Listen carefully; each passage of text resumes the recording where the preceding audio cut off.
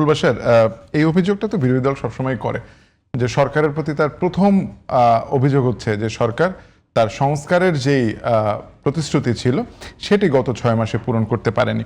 এখন বিএনপি তার ব্যাখ্যা দিয়েছেন, এখন পর্যন্ত তারা বলছেন সংস্কারের যদি মৌলিক ভিত্তি ধরি আমি জুলাই সনদ, তাহলে তারা এই 2 দিন আগেও বলেছেন চিফ হুইপ যে আমরা মানে অক্ষরে অক্ষরে এটি পালন করব, প্রতিটি অক্ষর বাস্তবায়ন করা হবে। তো এই যে অভিযোগ এবং সরকারের পক্ষ থেকে পালন করা হবে, আপনার কি মনে হয় গত 6 মাসে আসলে সরকার কি সংস্কারের পথে হাঁটেনি? না, আমি এই ক্ষেত্রে সম্পূর্ণ একমত না। আমি কিছুটা একমত হতে পারি, কিন্তু কথা হচ্ছে যে বিএনপি যে তার 31 দফার মধ্যে কিন্তু এই যে এখন জুলাই সনদ বলছেন যেটা, এটার আপনি মনে করেন প্রায় 80 থেকে 90% ওখানে সাপোর্ট করে। এখন প্রবলেম হচ্ছে কি, মানে আমাদের সরকার এবং বিরোধী দল তাদের মধ্যে আন্ডারস্ট্যান্ডিংটা আসলে নাই। মানে আমার বিরোধী দলে মানে হচ্ছে সরকারের বিরোধটা আমি কোথায় খুঁজে বের করে সেটা বিরোধিতা করতে হবে, এটা হচ্ছে আমার একটা টেন্ডেন্সি আমাদের দেশে। আমি কিন্তু একদম ইন জেনারেল বলছি। আসলে আমি যে সমালোচনা করছি সেই সমালোচনার জায়গাটা আসলে কতটুকু মানে আপনার ফ্যাক্ট এবং কতটুকু বাস্তব সেটা জেনে আপনাকে বলতে হবে। আপনি দেখেন নাই অনেক সময় যখন ফেসিবাদের কথা আমরা মাঝে মধ্যেই আমরা শুনতে পাই, মানে এই কথাটি আসে।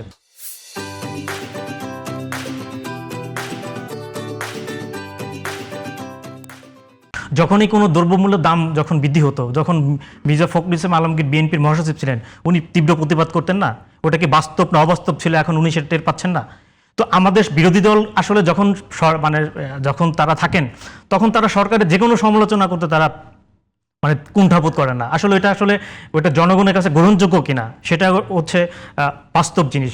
এখন আমাদের বিরোধী দলে যারা আছে তারা আসলে সরকার মাত্র আপনার যখন শুরুর থেকেই তারা সরকারকে ফেলে দেওয়ার জন্য সরকারের সমস্ত, এখন যে কোনো একটি সংস্কার, যে কোনো একটি মানে রাষ্ট্রীয় কাঠামোগত পরিবর্তন করতে গেলে আপনি যখন সাংবিধানিক কোনো বিষয় আসবে, রাষ্ট্রের মোরাল চেঞ্জ যখন করতে হবে, তখন তো আপনাকে ধীরে ধীরে করতে হবে, তাই না? আপনার একটা রেজিস্ট্যান্স থাকতে হবে না যে আপনি হুট করে যদি একটা কিছু করতে যান সেটা ভেঙে চলে যাবে। কিন্তু এই যে ভাই বললো যে রোধ করা, না, এখানে আইনমন্ত্রী স্পষ্ট করে বলেছেন যে বিচার বিভাগ বা গুম কমিশন বা এগুলো কিন্তু কোনোটাই বাতিল করা হয়নি, স্থগিত করা হয়েছে। অর্থাৎ কি, আরও আলাপ আলোচনার মাধ্যমে বেটার আরও কি আইন করা যায়, বেটার আরও কিভাবে করা যায়। আপনি গুমের কথা যদি বলেন, ভাই সঠিকই বলেছেন, মানে এটা বিএনপির 4,500 যার এখনও কোনো হদিস নেই, এটা বিএনপি জানে। সুতরাং বিএনপি সংস্কার করবে না বা করার কোনো ইচ্ছা নেই, সেটার কোনো সুযোগ নাই। কিন্তু প্রত্যেকটি দলের মধ্যেই এবং সরকার যখন পরিচালিত হয় তখন এত বেশি কাজ থাকে, এবং আমাদের রাজনৈতিক দলের যে সরকার প্রধান যারা হন আসলে রাষ্ট্রের যখন বিরোধী জায়গায় থাকেন তখন একটা রিল্যাক্স মুডে থাকা যায়।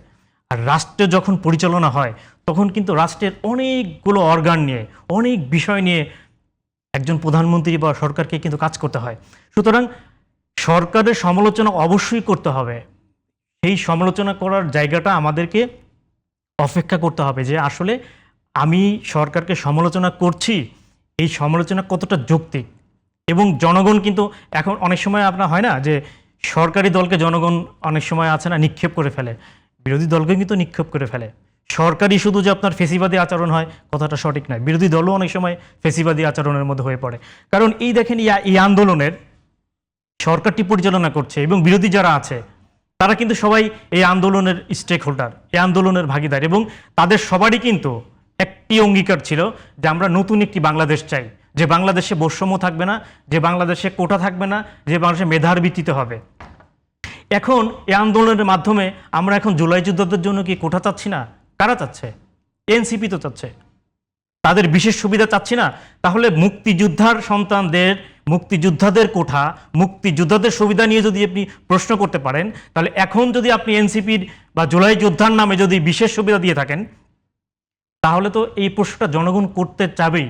কারণ কি, আপনি নতুন পরিবর্তনের জন্য নতুন একটি বাংলাদেশ চেয়েছিলেন, যে বাংলাদেশের বৈষম্য থাকবে না, যে বাংলাদেশের যে তথাকথিত রাজনীতি, যে বিরোধী দল সরকারি দলকে গালি দিবে, সরকারি দল বিরোধী দলকে চাপে রেখে যা ইচ্ছা তাই কিছু করবে, এ ধরনের রাজনীতি এদেশের মানুষ কিন্তু দেখতে চায় না। আমি মনে করি সেই জায়গা থেকে বিরোধী দলকেও অপেক্ষা করতে হবে। কারণ কি, দেখেন প্রত্যেকটি দেশে কিন্তু মধ্যবর্তী নির্বাচন বলতে একটি কথা থাকে, আমাদের দেশে ঠিক তা নেই। আমি নিজেও যদি মনে করি যে আগামী 1-1.5-2 বছরের মধ্যেই সরকারটি ব্যর্থ, অবশ্যই আমি সমালোচনা করব। কিন্তু এই 6 মাসের মধ্যে খুব বড় আকারে সমালোচনা করার জায়গাটা কিন্তু এখনই তৈরি হয়নি। সংস্কারের কথা যেটি বলছেন, এটি আমি মনে করি যে আমাদের যে কমিশনটি ছিল, সেই কমিশনের সাথে রাজনৈতিক দলগুলোর যে আন্ডারস্ট্যান্ডিংটা যেটা ছিল, সেটা আসলে সঠিক ছিল না। কারণ ওই যে স্বাক্ষরটি করেছিলেন, সেটা কিন্তু বিএনপি এক পর্যায়ে বাধ্য হয়ে করেছেন, তাকে একদম নাকে খত দিয়ে করানোর মতো করেছেন। এটা আপনি সালাউদ্দিন সাহেব বলেন, মির্জা ফখরুল ইসলাম আলমগীর বলেন, দলের অনেকেই কিন্তু এটি বলেছে। কারণ তারা অনেকগুলো নোট অফ ডিসেন্ট দিয়েছিল, যেটা পরবর্তীতে এসে সেগুলোর আর সেই সনদের যে ফাইনাল যেটা হলো, সেখানে কিন্তু কোনো হদিস ছিল না। অর্থাৎ এই যে আমাদের মানে আপনার সিভিল সোসাইটি, রাজনৈতিক দলগুলো, তাদের মধ্যে এইটুকুই যদি আপনার আন্ডারস্ট্যান্ডিং না থাকে, তাহলে আপনি এই যে কথাটি বলছেন, আমাদের যে রাজনৈতিক যে আপনার সংস্কৃতির পরিবর্তন, যে ফেসিবাদের কথায় আমরা বলি ফেসিবাদের সব কিছু তো এখন চলছে। আপনি ফেসিবাদের কথা গালি দিচ্ছেন, ফেসিবাদের কোনটি আপনি এখন পর্যন্ত রোধ করতে পেরেছেন? একটা বলেন আমাকে। কিন্তু রোডটা করবে কে? মানে এটা বিরোধী এই দল তো করবে? হ্যাঁ, ওটাও এটি আমি তো বলেছি, এটি সরকারি দল, বিরোধী দল এখন যারা আছেন, তারা তো সবাই একসাথে আন্দোলন করেছেন ফেসিবাদের বিরুদ্ধে। এবং এই যে জামাত বা এনসিপি, যেটা এনসিপি তৈরি হয়নি, কিন্তু জামাত তো বিএনপির সাথে 20 বছর তারা একসাথে ছিল, তাই না? অর্থাৎ তারা একসাথে সরকার চালিয়েছে। এবং এখন যারা আছেন, তারা প্রত্যেকেই তো হচ্ছে আপনার এই আন্দোলনের মাধ্যমে ফেসিবাদকে বিদায় করেছেনই, তো যে নতুন একটি বাংলাদেশ চাই। জনাব বাশার পরিষ্কার, আমি একটু সেই নাবিদ নতুন নওরোজ বাংলাদেশ থেকে শুনে বিনির্মাণে জি। আমাদের সবাইকে তো দায়িত্বশীল আচরণ করতে হবে। আচ্ছা, এখন আপনি মনে করেন আপনি বিএনপির বিরুদ্ধে আন্দোলন করে বিএনপিকে আপনি ক্ষমতা থেকে ফেলে দিলেন, ঠিক আছে? ফেলে দেওয়ার পরে হট নেক্সট বলতে বোঝায় সেটা হচ্ছে ফেসিবাদের আগমন। এই ব্যাপারে যদি আপনার যদি কোনো সন্দেহ থাকে, তাদের সন্দেহ থাকতে পারে, আমার 1% সন্দেহ নাই। আচ্ছা, ঠিক আছে। আমি বিএনপি ব্যর্থ মানে ফেসিবাদের আগমন। কারণ এদেশের মানুষ খুবই শর্ট মেমোরিজ। আপনি যখন ব্যর্থ হবেন, বিএনপি, এনসিপি, জামাত ইসলাম সহ যারা আছে, তারা ব্যর্থ হওয়া মানে শেখ হাসিনার বাংলাদেশের আসা, অতি দ্রুত আসার যে পথ, সেই পথকে সুগম করে দেবে। জি। এটা যদি তারা বুঝে নাবিদ রাজনীতি করে, নওরোজ শাহ। তাহলে বেটার, আর না বুঝে সেটা ভবিষ্যৎ বাংলাদেশ বলে দেবে কি হবে।